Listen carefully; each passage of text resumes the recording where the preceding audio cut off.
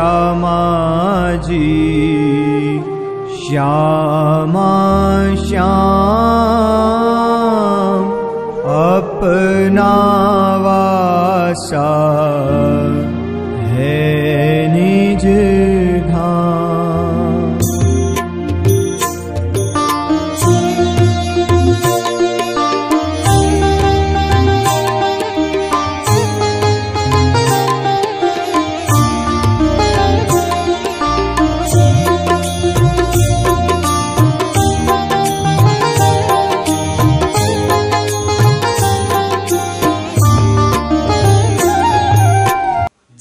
श्री कृष्ण जी को मिलने के लिए बंशी को धोन को पीछा करते हुए सखियां रास मंडल में पहुंची। हृदय में क्या है? मिलन की उत्कट चाहना है, दर्शन के लिए नयन अति प्यासी है। कब मिलूं धनी से, दर्शन करूं, चरण में चिपक जाऊं, धनी को से गले लग जाऊं, ये तृष्णा है। लेकिन रास मंडल में धनी ने दूर में ही खड़ा कर दिया, कहा पतिव्रत व्रता स्त्री जो हुए तेता नव मुखी घररा। ये प्रकरण 9 का भाव उत्थला का प्रकरण के अंतर्गत मैं बोल रहा हूं। पतिव्रता स्त्री रात के समय घर नहीं छोड़ती।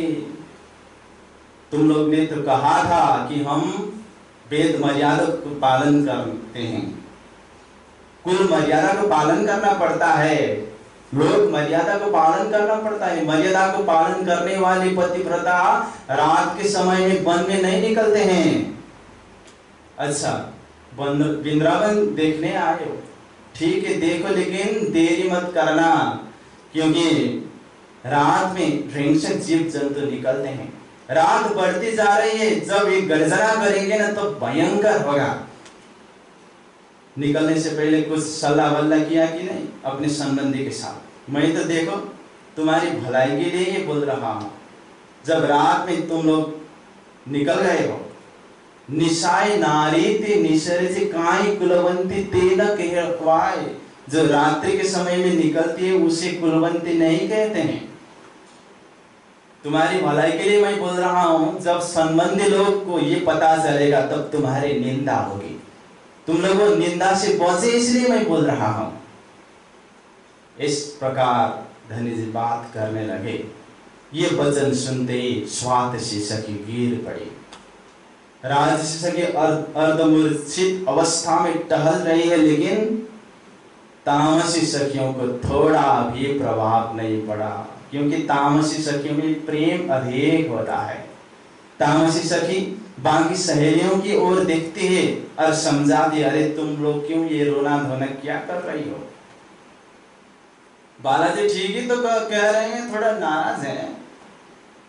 नाराज के न हो भी कैसे, क्योंकि बालाजी प्रभात में आए, हम अभी आ रहे हैं। फिर खुद समझदार होकर हम नहीं आए, बालाजी ने बुलाया तब आया। अगर बालाजी नहीं बुलाते तब आते।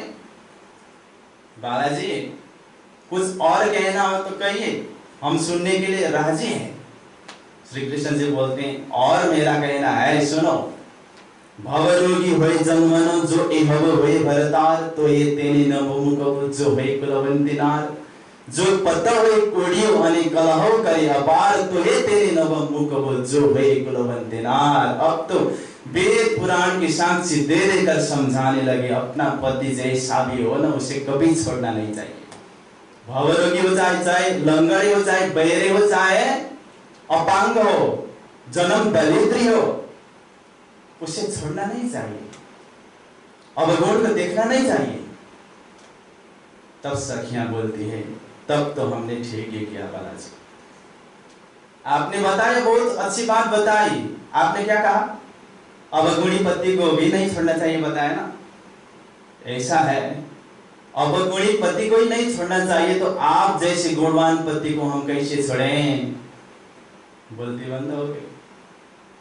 तब सखियां कुछ प्रमाण देती है, बालाजी हमारी बात अब सुनो। किसी मालिक ने फल लगाया, वृक्ष रोपा, वो उस वृक्ष में फल लगा, तो फल में अधिकार किसका होता है बताइए? बालाजी को बोलना ही पड़ा, मालिक को नहीं होता, मालिक का ही होता है, बोलना ही पड़ा। और कहते हैं बालाजी थोड़ा भावुक होकर बोलती है, ऐसी बात मत करिए। आप बोल रहे हो कि हम वापस लौट जाएं? जब हमारे पास सब कुछ था, मर्यादाएं थी, संबंधी लोग थे, तब तो बंशी बजाकर हमें बुलाया और छुड़वाया। अब हाथ में कुछ नहीं रहा, तब बोल रहे हो वापस लौट जाओ। और हम कहाँ लौट जाएं? हमने कुछ रखा ही नहीं। ऐसी बात मत करे, दर्द होता है बालाजी। ये दर्द तो शायद पानी से बिछड़ी हुई मछली को ही पता होगा, क्योंकि जिसको पड़ता है वही विरह जानता है। रणजी महाराज कहते हैं, विरहा गतरे जाने सोई जो मिल के बिछुरी हुए, जो मीन बिछुरे जल थे यागत जाने सोही मेरे दुल्हा। आपके बगैर तो हम बेलियों से बिखरे हुए फूलों की तरह होते हैं। अब तो तामसी सखियों में भी विरह आया। जो भी होता है ना तामसी सखियों को जरूरत से ज्यादा ही होता है। प्रेम होता है तो ज्यादा ही होता है, झगड़ा करते हैं तो ज्यादा ही करते हैं, विरह होता है तो ज्यादा ही होता है, क्योंकि तामसी है। वो भी अब गिर पड़ी। श्री कृष्ण जी मन से गद हो गए और सभी को प्रेम पूर्ण वचन के द्वारा प्रेम भरी चितवनी से निहारते सब मुर्शिद सखियों को उठाते हैं और गले लगाते हैं। तब सखियों का दर्द भी मिट जाता है। और श्री कृष्ण जी कहते हैं, तुम लोग सब परीक्षा में उत्तीर्ण हो गए हो। मैंने तो परीक्षा ली थी कि संसार से आए, लेकिन संसार का रंग है कि नहीं मुझे देखना था, लेकिन मैंने नहीं पाया। खुशी की बात है। तो आओ अब वृंदावन का दर्शन करवाऊंगा। स्वागत करता हूं मैं श्री कृष्ण, तुम सब सखियों को इस वृंदावन में, इस पावन भूमि को देखो, इस सुंदरता का आनंद लो। और प्रकरण 10 में वृंदावन देखाड़ी 6 प्रकरण के अंतर्गत वृंदावन में बहुत सारे वृक्षों के नाम उल्लेख करते हैं। 20, 25, 100, 150 तक होता तो मैं गिनकर बताता, लेकिन बहुत सारे वृक्षों की बात है, इसलिए बहुत सारे शब्द बोलना पड़ रहा है। अब वृंदावन की शोभा, वृंदावन की झांकी कैसी है, समग्र रास ग्रंथ में कहीं कहीं इसका वर्णन मिलता है। बाकी तो ज्यादा लीला का ही वर्णन है, वृंदावन का भूगोल और शोभा का उतना ज्यादा वर्णन नहीं है। उस सब को आंकड़ियों के मिला के कुछ पॉइंट्स के आधार में हम चिंतन करते हैं, वो शोभा को देख सकते हैं। आज अनेक रंगों के फूलों की बेलियों ने वन का श्रृंगार किया, वृंदावन को दुल्हन की तरह बनाया। रस से भरे हुए फल लटक रहे हैं, फलों की कतारें डाली में लटक रही है और फल में रस भी बढ़ गया है, फूल में सुंदरता भी बढ़ गई है। अनेक स्वाद वाले कंदमूल उपलब्ध है, सखियों को खिलाते हैं श्री कृष्ण जी। फलों से शोभा और खुशबू महक रही है। जमुना के दो किनार अनेक प्रकार के वन शोभा ले रहे हैं। जमुना जी कल कल बह रही है। तो रास कहां पर हुआ? कल भी प्रसंग में आया था, यह सुरबने यह वृंदावन ये जमुना त्रटसार। जमुना जी बह रही है और किनार के वृक्षों की लंबी लंबी डालियां जल के ऊपर झूल रही है। उन डालियों में बेलियां फैली हुई है, बेलियों में फूल खिल रहे हैं। अनेक प्रकार के फूल शोभा सुंदरता दे रहे हैं और वो प्रतिबिंब जल में दिखाई दे रहा है। पूर्णिमा की रात्रि में सागर में लहरें उठती है, नदियां में लहरें उठती है। आज जमुना जी प्रचंड वेग के साथ कोलाहल करते हुए, कलरव करती हुई बह रही है। जमुना जी का जल अति कंचन, अति स्वच्छ है, अति शीतल है, दर्पण जैसा है।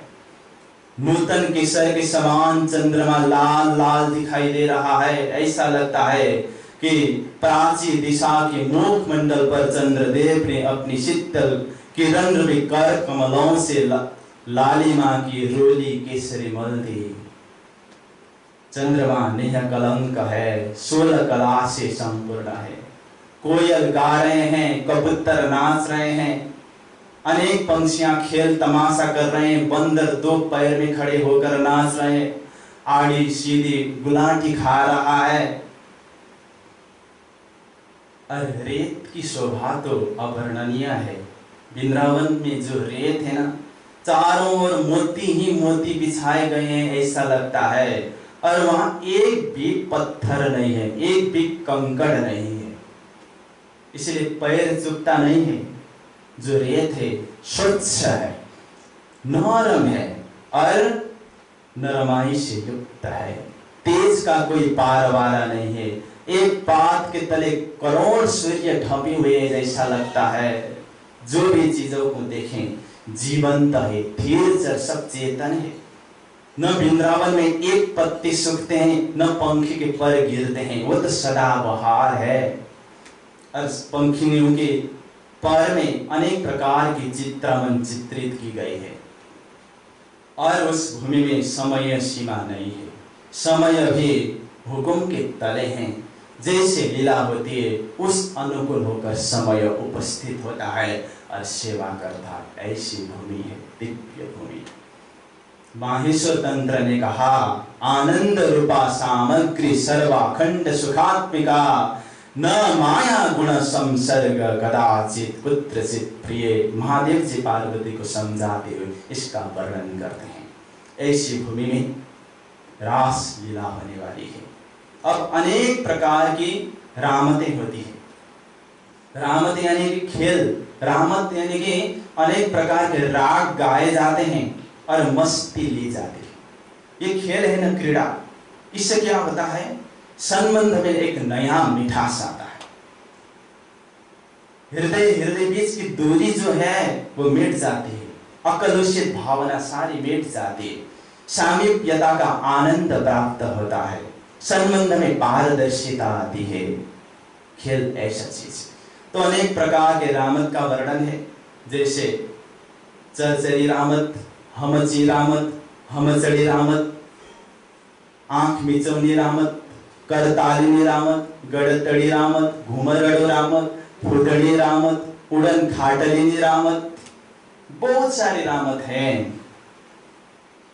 और एक रामत का थोड़ा स्वाद हम भी चखेंगे, जैसे आंख मिचौनी रामत। इसमें दाव लेने का संदर्भ होता है।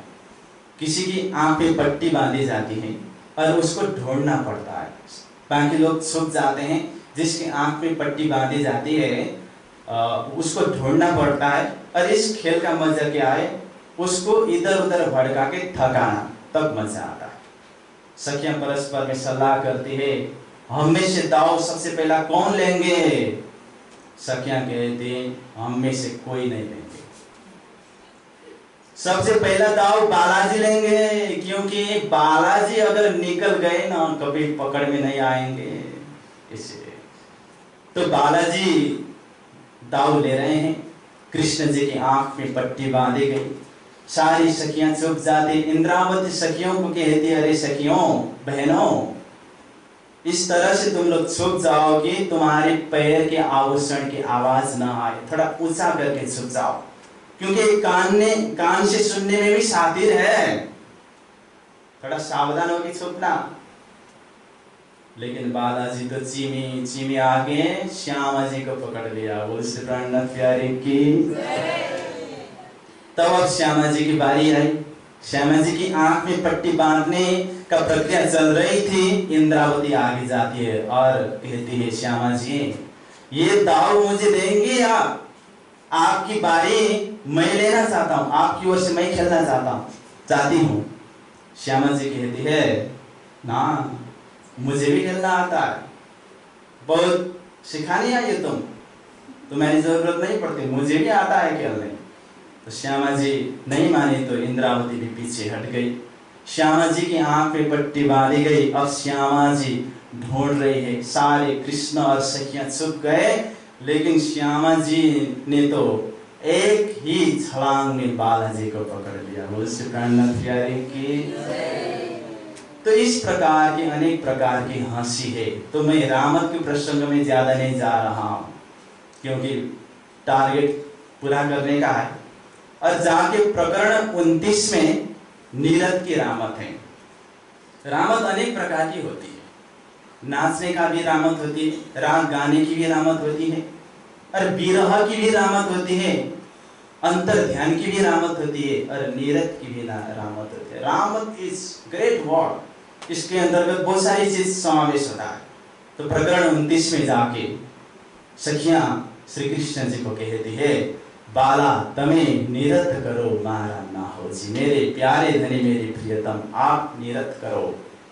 प्रत्युत्तर में श्री कृष्ण जी कहते हैं, मैंने सुना है निरत रूढ़ी थाए नार, स्त्रियों का निरत अच्छी होती है, मैंने सुना है। तुम लोग सिखाओगे तो मैं जरूर नाचूंगा। तब सखियां सिखाने लगती है। बाजा बजाने वाले तैयार होकर बैठे हुए हैं, राग गाने वाले तैयार होकर बैठे हुए हैं, चंग तंबुरा ढोलक लेकर करताल लेकर एक जुत्ता सखियां बैठी हुई हैं, नाचने वाली सखियां भी तैयार अवस्था में हैं। तो इस प्रकार की नीरद लीला चलती है। एक प्रहर तक ये नीरद लीला चलती है। परम धाम में भी नीरद चलती थी, तीसरी भूमि में भी, चौथी भूमि में भी नीरद चलती थी, और ब्रजमंडल में भी नीरद चली, रास मंडल में भी नीरद चली। इसलिए हमारा इतिहास तो नाचने का है। जो यहाँ पर वही नाच सकता है जिसने परम धाम में नाचा था, ब्रज में नाचा था, रास में नाचा था। इसलिए जब विरह अंदर नहीं समाता तब व्यक्ति रोता है, जब उमंग अंग में नहीं समाता तब वो नाचता है। एक प्रहर नीरद लीला होने के बाद अब एक नया स्वाद आता है संबंध में। सखियां कहती है थोड़ा विनोदी हो गया मन भी, और थोड़ा अहंकार भी बढ़ने लगा, क्योंकि बालाजी को हराना, उनके ऊपर हक जताना, ऐसा ही चलने लगा। तो प्रकरण 31 में ये प्रसंग आता है कि सखियां बोलने लगती है, बालाजी अब एक खेल खेलते हैं। जिस तरह हम काल माया के ब्रह्मांड से योग माया के ब्रह्मांड में आते समय बंसी बजाई थी आपने, आप उसी तरह से बंसी बजाना। उस समय तो आपने क्या उल्टा सीधा बात करके वो मजा ही आने नहीं दिया, लेकिन वो तड़पन अभी भी बाकी है। इसलिए आप फिर से बंसी बजाइए, हम फिर सूख जाएंगे। जब बंसी बजाएंगे तो आपके चरण में हम चिपकेंगे और वो तृप्ति हम पूरी करेंगे। बालाजी ने ठीक है सहमति जताई और बालाजी चले गए। सखियां चुप गई अनेक जगह। समय चला गया, बंसी बजेगी, बंसी बजेगी, बंसी कभी नहीं बजती है। श्यामा जी भी दिखाई नहीं दे रही है, कृष्ण जी भी दिखाई नहीं दे रहे। सखियां अपनी अपनी जगह से निकल आए बाहर चौर में और कहते हैं ये बन्नी सिद्धप्या क्या है, ये दोनों कहाँ चले गए। जाकर देखते तो श्यामा जी बेहोश अवस्था में पड़ी हुई थी। एक घड़ी समय के बाद होश आता है, श्यामा जी बोलती है बालाजी तो मुझे भी छोड़कर चले गए। अब तो ये वचन सुनते ही सखियां विरह से घायल हो गई, सब मृतक समान हो गए। हाथ पैर कांपने लगा, कलेजा काटने लगा। दैव को बोलती अरे दैव तू कितना कठोर है, तूने पहले ही हमें क्यों याद नहीं दिलाया। विधाता को बोलती है विधाता तुमने हमारा भाग्य कैसा लिखा। और तामसी सखी वहां पर भी बोलती है विरह करने से कुछ नहीं होगा, ढूंढना पड़ेगा। बाकी सखियां बोलती है कैसे ढूंढे, हमें हमारे से खोजा नहीं जाएगा। प्राण के बिना तो थोड़ी देर जी सकते हैं, लेकिन प्राण आधार के बिना कैसे जिए। वो साहस ही नहीं, वो बरकत ही नहीं, वो ताकत नहीं, कैसे ढूंढे। तामसी सखियां सभी सखियों का कमाल करके ढाढ़स देते हुए उठाती है और कहती है हम खोजेंगे तो जरूर मिलेंगे। अब सखियां ढूंढने लगी, थोड़ी आस है इसीलिए जिंदा है। ढूंढती है, चप्पा चप्पा ढूंढती है, सारे वन उपवन छान मारती है, बाहरी वन में चक्कर लगाती है, लेकिन बालाजी कहीं नहीं मिलते। अनेक सामग्रियों से प्रश्न पूछते हैं कि हमारे बालाजी कहाँ गए, तुमने नहीं देखा, कोई जवाब नहीं दे रहा, सब अमोघ बैठे हुए हैं। लताओं से पूछते हैं, हे लताओं, बालाजी कहाँ गए, तुमने तो देखा होगा। लताएं भी उत्तर नहीं देती। सखियां कहती है, इन्हें क्या फुर्सत जवाब देने की, ये तो अपने भरतार के साथ मग्न है, रसमगन होकर बैठी हुई है, इन्हें फुर्सत नहीं है। काश हमने भी इस तरह धनी को पकड़ा होता तो धनी हमारे से दूर नहीं होता। फिर सलाह करके एक अनुकरण लीला होती है। यह प्रकरण 33 का भाग है। और उस समय में सखियों की अवस्था, सखियों की दशा, सखियों का हृदय का श्रृंगार, सखियों के हृदय का विरह का श्रृंगार कैसा है। प्रणय जी महाराज चौपाई में कहते हैं, आनंदे रोता रमिए एम जेने कहिए तो लक्षण प्रेम। आनंद भी है, रोना भी पड़ रहा है और रमना भी पड़ रहा है। आनंद है तो आंसू क्यों, और आंसू है तो आनंद कैसे। आनंद और आंसू एक जगह कभी बैठ नहीं सकता, लेकिन दोनों विशेषताएं से सखियां सुसज्जित है, फिर रम भी रही है। इसी को तो प्रेम का लक्षण कहा गया है। प्रणय महाराज ने बहुत सुंदर भाव से समझाया है। जब अनुकरण लीला हुई, 11 साल की लीला पूरी हुई, 52 दिन की भी लीला पूरी हुई, तब 52 दिन की संध्या समय आई। सखियां रोल कर रही है। कोई सखी कृष्ण बनी हुई है, कोई सखी राधा बनी हुई है, कोई सखियां कंस बनी, कोई नंद बाबा बनी, कोई उपनंद बने, कोई बछड़े का, इस तरह से लीला हो रही है। जो सखी कृष्ण बनी थी, यानी कि राधा ही कृष्ण बनी थी। उस संध्या के समय में जब राधा जी बंशी बजाने लगे, बालाजी प्रकट हुए। बोलो श्री कृष्ण कन्हैया लाल की। और बालाजी ने कहा, ये तो बंशी मेरी है, मैं ही बजाऊंगा। अब रोने का समय चला गया, अब तो विरह का समय नहीं है, ये तो विलास का समय है। सब सखियों में प्राण आया, नया ऊर्जा आई। श्री कृष्ण जी भी नया श्रृंगार के साथ में, नया जोश के साथ, नया उमंग के साथ और ज्यादा आनंद लेने की तमन्ना लेकर प्रकट हो गए। उसके बाद महारास लीला प्रारंभ हुई। भजनानंद का आनंद लिया। एक एक गोपियों के साथ एक एक श्री कृष्ण जी होकर विलास करते हैं। ये प्रसंग प्रकरण 38 तक चलता है, महारास का ही व्याख्या है। और प्रकरण 39 में एक और नया स्वाद प्रणय जी महाराज दिला रहे हैं। केसरबाई नो झगड़ा। केसरबाई आती है और इंद्रावती को कहती है, अरे इंद्रावती, तुमने तो बालाजी के साथ बहुत आनंद किया, हमें भी बालाजी को थोड़ी देर छोड़ दो, हम भी आनंद लेंगे। इंद्रावती कहती है, अरे मुझसे ये प्रश्न पूछ रहे हो, बालाजी के साथ मैं कभी कभी बालाजी को छोड़ सकता हूँ, जाकर के दूसरी रामत करो, बालाजी के पीछे क्यों पड़ रही, मेरे पीछे क्यों पड़ रही हो। केसरबाई कहती है, अरे तुम दूसरी रामत करो ना, तुमने तो बहुत रामत की, हमें बालाजी को छोड़ दो। इंद्रावती वैसे तो है, झगड़ालू है, तो अंतर ध्यान के समय में भी क्या हुआ था, मान घणो मानवंतियों तामसियों झंझार झगड़ालू जीतती है। प्रेम ज्यादा होने से ये स्वाभिमान इंद्रावती ले सकती है। इंद्रावती बोलती है, किसके साथ तुम बात कर रहे हो, सामने में कौन है। इंद्रावती है। इंद्रावती अगर आजी जी के वचन बोलती, थोड़ी अर्जी विनय करती तो छोड़ देता बालाजी को, और तो मैं नहीं छोड़ूंगा। दोनों जीत करने लगी। कृष्ण जी इधर देखते हैं, उधर देखते हैं, मनाने की कोशिश करते हैं, कोई मानने के लिए तैयार नहीं, कोई झुकने के लिए तैयार नहीं है। बालाजी ने अब क्या किया, अनंत स्वरूप धारण कर एक एक सखियों के साथ लीला की। लीला चलती रही। बाद में इंद्रावती देखती है, इंद्रावती को लगा मैं बालाजी के साथ खेल रहा हूं, और केसरबाई को लगा कि मैं बालाजी के साथ खेल रहा हूं। बाद में देखती है तो दोनों कृष्ण के साथ खेल रही है। तो तब एक जगह होकर परस्पर में अंकमाल करती रोती, हमने व्यर्थ में ही झगड़ा किया था, आखिर बालाजी तो सबके हैं। इस तरह का प्रसंग आता है। अब फिर महाराज का ही प्रसंग है प्रकरण 45 तक। और प्रकरण 45 में झिलना और श्रृंगार का वर्णन होता है। जैसा झिलना का प्रसंग पहाड़ घाट में होता है वैसा ही प्रसंग वहां पर चलता है। बालाजी एक ओर होते हैं, सखियां दूसरी ओर होती हैं।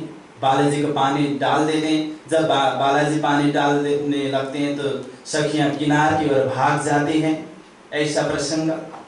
और सबसे पहला ठाकुरानी जी का बालाजी का श्रृंगार होता है और बालाजी श्रृंगार करके बैठते हैं। फिर ठाकुरानी जी का श्रृंगार होता है और ठाकुरानी जी का जब श्रृंगार चल रहा होता है तो बालाजी आकर बेनी गुथने लगते हैं। उस समय ठाकुरानी बड़ा शान के साथ दर्पण देखते और बालाजी को मोहित करते। ऐसी तो इस प्रकार श्रृंगार पूरा हुआ, झिलना भी हुआ। उसके बाद भोग का प्रसंग आता है प्रकरण 46 में। गोलाकार चौकी है, अनेक प्रकार के व्यंजन है, अनेक स्वाद वाली सब्जियां हैं, अनेक स्वाद वाले कंदमूल है, फल फूल है। लाल लोटा है, उसमें पानी भरा हुआ है और परोसने वाली सखियां उत्साहित है। पलाठी मारकर श्री कृष्ण जी आरोपते हैं भोजन, साथ में ठाकुरानी जी बैठती है और सुखड़ी का भोग धराया जाता है। वो सुखड़ी गुजराती डिश है। वो गेहूं और आटे, गेहूं के आटे और गुड़ से बनाया जाता है। मोह शहद आदि डाल के बहुत ही अच्छी होती है वो सुखड़ी। ऐसे अनेक परिकार है। और बीच में इंद्रावती को एक कोर देते हैं, एक ग्रास इंद्रावती को भी चखाते हैं। और अंत में लाडबाई दूध और दही लेकर आती है, क्योंकि आज तो बाने लाडबाई की है। परम धाम में भी आपने सुनेंगे कि परम धाम में भी जब दोपहर का भोग लगता है तो लाडबाई ही आती है दूध लेकर। रास मंडल में भी वही आ रहे हैं क्योंकि उसी की बारी है। तो इस प्रकार भोग का प्रसंग। और प्रकरण 47 में फिर संवाद होता है, अनेक प्रेम पूर्ण विनोद पूर्ण संवाद होता है। विशेषकर उथला का प्रकरण के संदर्भ में जो विरह हुआ और अंतर ध्यान के समय में जो विरह हुआ वो अपना दर्द रखती है। अब श्री कृष्ण जी कहते हैं अब मैं किसी प्रकार का वियोग नहीं दूंगा। अब मैं जितना दर्द तुम लोगों को उससे ज्यादा दर्द तो मुझे हुआ। अब ये ऐसा खेल कभी नहीं होगा। बालाजी प्रवेश करते हैं तो सखियों का मन भी हल्का होता है, कुछ दुख कष्ट संकोच नहीं होता है। तब श्री कृष्ण जी और पूछते हैं सखियों को कि कोई अधूरी इच्छा है। सखियां कहती अब कोई इच्छा नहीं है, सब इच्छा पूरी हुई। अब आपने एक इच्छा जरूर पूरा करना कि हमारे से ये वियोग और संयोग का खेल खेला नहीं जाएगा। जहां विरह न हो, जहां वियोग न हो, उस घर में हमें लेकर चले। हवे बाला हूँ एतलो मागू खिण एक अलगोन थये, जिहा हमने ग्रह नहीं चालो ते घर जाइए। इस प्रकार रास ग्रंथ के प्रसंग पूरा होता है। समय भी पूरा हुआ। आइए चौपाई दोहराते हुए प्रसंग को विश्राम देंगे। सभी प्रेम से चौपाई दोहराइए। हवे बाला हूँ एतल मागू खिण एक अलगो न थई, जिहाँ मने ब्रह नहीं,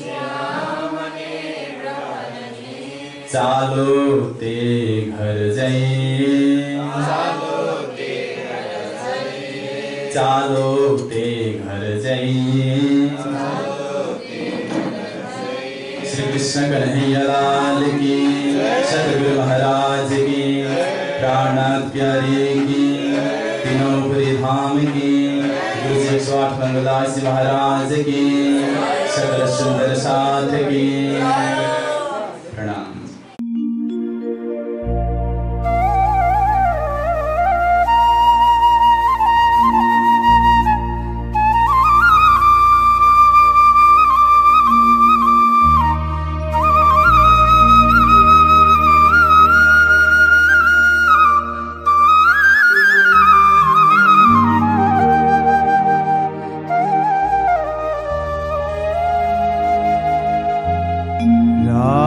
भज श्यामा जी श्यामा श्याम अपना वासा